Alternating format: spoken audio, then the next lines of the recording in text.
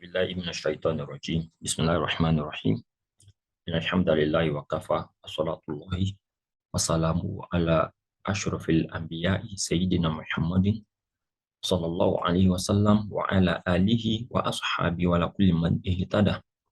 All peace and adoration are due to Allah, who has given us another wonderful opportunity of the Ramadan. We thank Him, we adore Him, we praise Him, we acknowledge this as favor. May He accept all our acts of ibadah during this month and beyond. Amen. We ask Allah to continue to shower His great mercy on the noble soul of our Sheikh Abdulhakeem Abayomi, Hafizahullah Ta'ala wa Ra'ahu, Qaddasallahu Ta'ala Sirrahu, wa Rahimahullah Ta'ala, and all our brothers and sisters who have left the struggle to the world beyond. Amen. And I pray for every one of us too. May Allah continue to preserve us for the best. Amen. I'm going to be talking about a very important topic.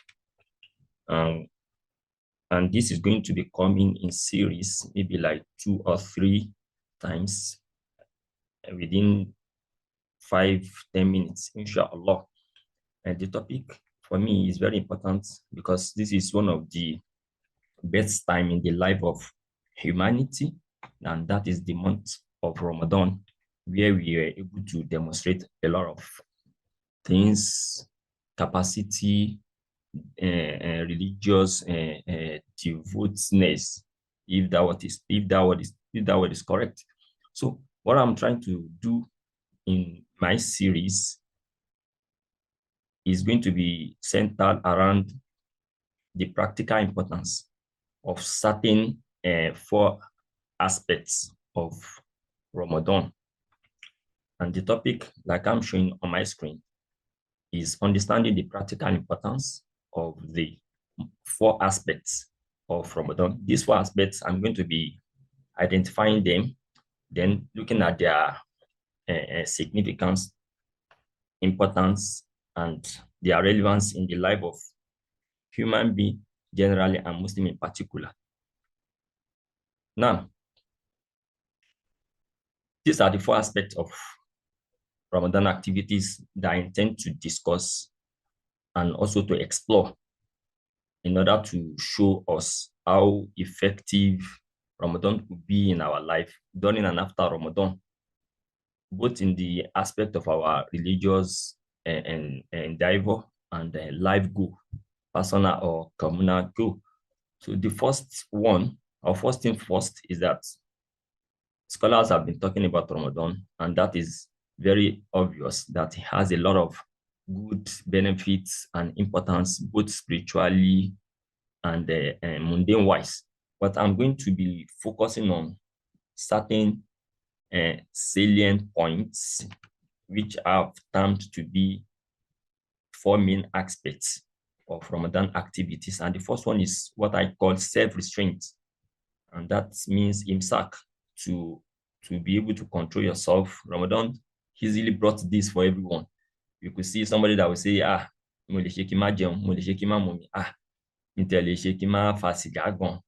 for some people, you see that during Ramadan, they were able to control all this. They didn't go near them, even though we have some people immediately after they pick their fast, they still revert to some of those bad things. But during the timeline from Sahur till Iftar, they actually demonstrate, and they continue to demonstrate this ability. That is, everyone has that inherent ability to control themselves, even though we always think that we do not have that. But Ramadan, every now and then, continues to show us that we have this. So I'm going to be exploring that in other aspect of the series. The second one is supplication. During Ramadan, we could see that people are more engrossed, involve themselves.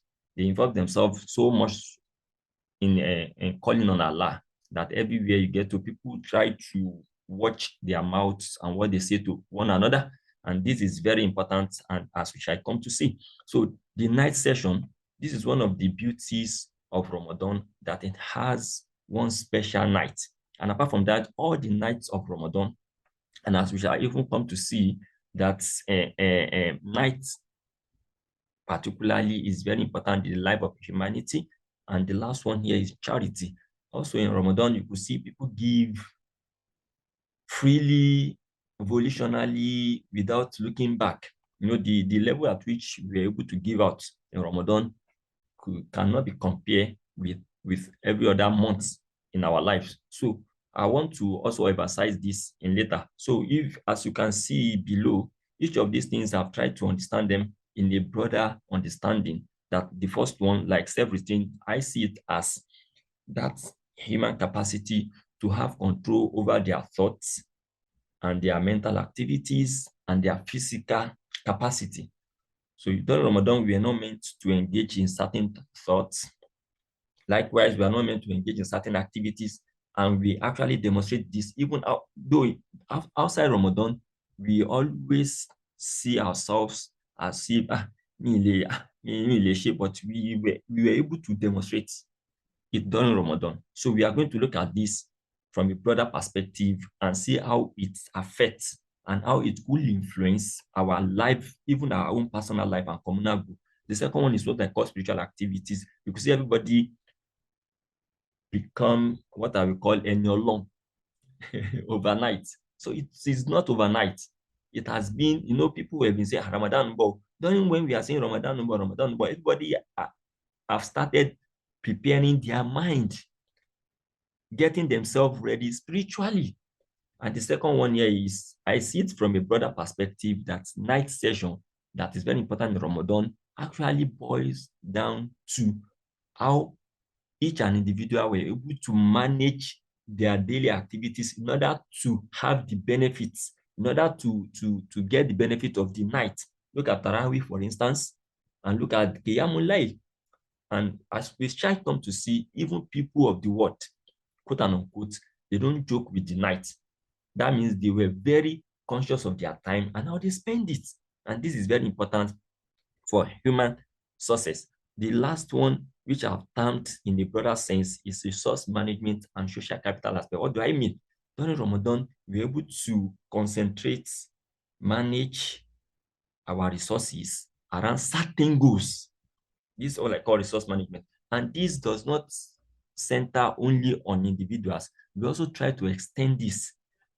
We try to extend it to other human beings, other people around us. We're able to build what I call social capital. We're able to lean on each other's shoulder for help. We're able to see help even when you don't need the help. They still render you the help. What you don't need, people still give you during Ramadan. What I'm trying to say in a sense is that these four aspects of Ramadan activities are very important to focus our attention on.